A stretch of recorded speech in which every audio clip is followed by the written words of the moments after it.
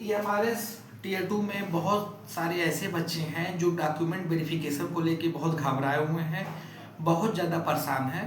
उनकी कई तरह की प्रॉब्लम्स है। आज हम उन छोटे छोटे प्रॉब्लम्स पे बात करेंगे और साथ ही इसके सलूशन के बारे में पूरी जानकारी देंगे। एक एक करके हम लाइन से बात करेंगे सारे प्रॉब्लम्स पे और उन प्रॉब्लम का सलूशन क्या होगा पूरी जानकारी आपको देंगे। वीडियो के लास्ट तक आप बने रहिएगा।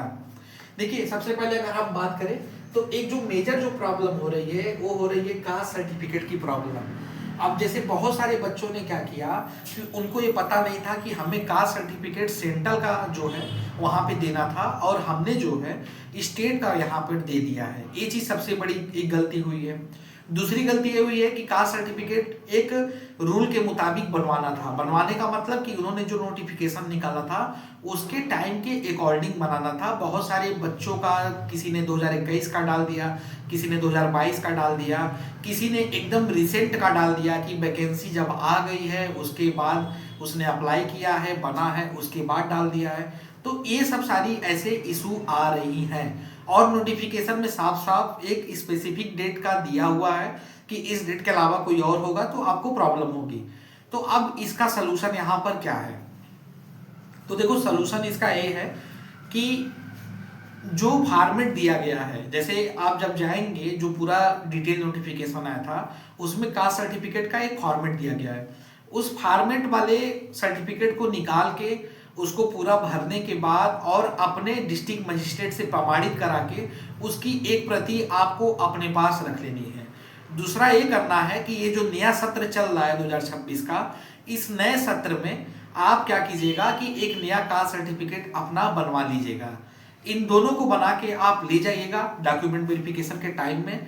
उसके बाद क्या होगा कि आपको एक अंडरटेकिंग भी देना होगा। एक वो आपसे मतलब पेज पे लिखवाएंगे कि मेरा नाम फला फला है, मैं यहाँ का रहने वाला हूँ, मेरा कैटेगरी ये है और ऐसे ऐसे परिस्थितियों के कारण जो है मेरा सर्टिफिकेट पुराना अपलोड हुआ था और जिसके लिए मैं क्षमा याची हूँ और इसके दौरान जो है मैं अभी इस नए डेट का बना के लाया हूँ जो कि इस बात की प्रामाणिकता है कि मेरा सर्टिफिकेट सही है और इसकी मैं स्वयं पुष्टि करता हूँ। एक आपसे वो अंडरटेकिंग लिखवाएंगे और बाद में ये भी लिखवाएंगे कि अगर कोई गलत जानकारी मेरे द्वारा दी गई तो मुझे जो है नौकरी से निकाल दीजिए।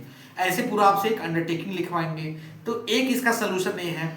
दूसरा सलूशन ये है कि अगर आपने स्टेट का डाला है या सेंट्रल का नहीं डाला है या बहुत पुराने डेट का डाल दिया है तो इन दोनों सर्टिफिकेट को बनवाने के बाद यानी कि नए वाला और फॉर्मेट वाला, तो इसके साथ एक अलग से आपको कोर्ट से सप्लीमेंट्री एफिडेविट बनवाना होगा जिसमें सप्लीमेंट्री एफिडेविट में सारे मतलब मैटर आपको वहां पे मतलब डालने होंगे और उसके बाद जो है उसकी एक पुष्टि करते हुए कोर्ट के द्वारा जो है एक सप्लीमेंट्री एफिडेविट आपके नाम से ईएमआरएस के लिए जारी किया जाएगा। वो लेके आपको वहां पे जाना होगा और उसके बाद फिर क्या होगा कि वहां से आपको फाइनल अप्रूवल मिल जाएगा।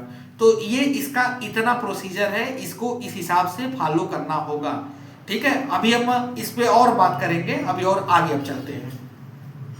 ये तो पहली प्रॉब्लम हो गई।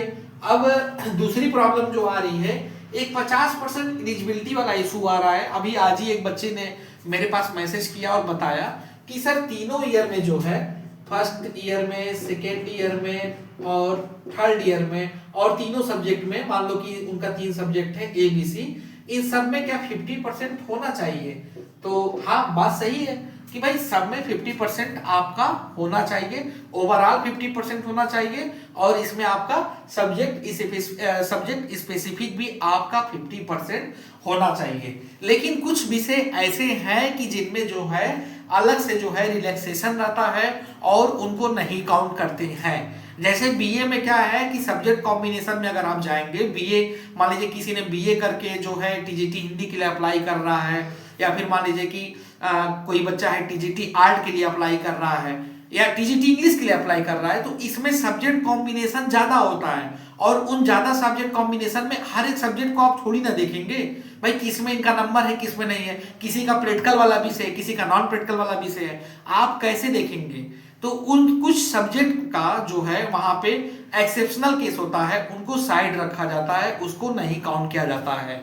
तो इस केस में अगर आप मान लीजिए कि टीजीटी हिंदी के लिए अप्लाई किए हैं, सपोज दैट आपने टीजीटी हिंदी के लिए अप्लाई किया है और आपका वहां पे दो विषय है कि एक संस्कृत है, एक आपका हिंदी है, और एक मान लीजिए कि एक आपने इतिहास लिया है, हिस्ट्री है आपका, या मान लीजिए आपका एजुकेशन है।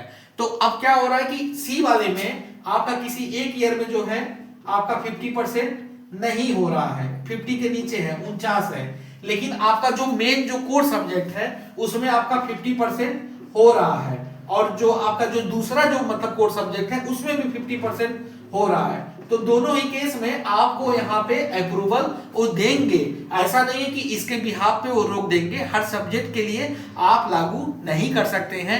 एक केवीएस का रूल है कि केवीएस में हर सब्जेक्ट को हर ईयर वाइज चेक करेंगे। ईएमआरएस में ऐसा नहीं है कि अगर वो आपका बहुत डीपली चेक करेंगे जिसमें आपको यहाँ से बाहर का रास्ता दिखा देंगे किसी में अगर 1% घट रहा है, ऐसा नहीं है। आपका मेन कोर सब्जेक्ट में आपका कंप्लीट यहाँ पर होना चाहिए। तो इसको लेके जो लोग परेशान है मैं उनको एक बात बोलना चाहूंगा कि इसको लेके परेशान मत होइए।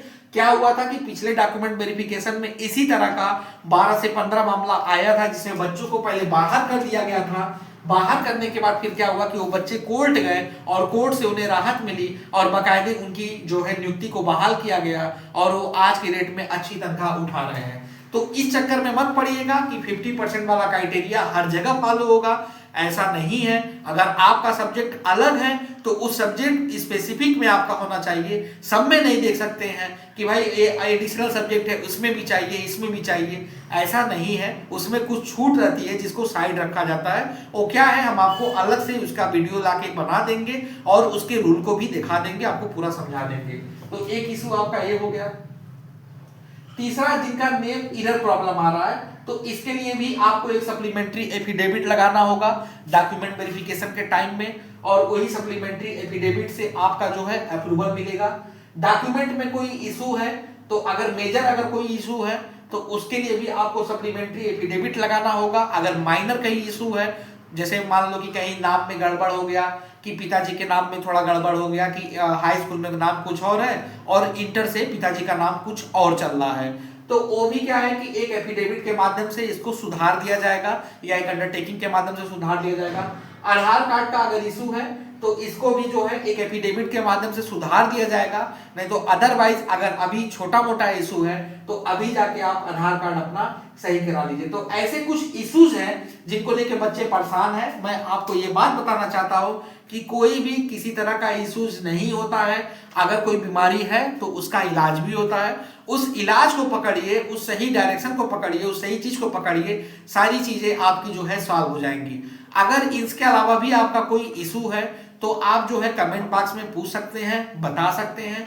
और साथ ही साथ अगर आप इससे रिलेटेड कोई और जानकारी चाहते हैं तो ये जो नंबर स्क्रीन पे फ्लैश हो रहा है इस नंबर पे व्हाट्सएप मैसेज के थ्रू जो है आप कांटेक्ट करके जुड़ सकते हैं। और साथ ही साथ मैं ये बताना चाह रहा हूँ कि जिन बच्चों ने टीयर 2 का बैच लिया है उनको इन इश्यूज को लेकर परेशान नहीं होना है। आपकी पूरी मदद की जाएगी। जो भी फॉर्मेट आपको चाहिएगा मैं दूंगा।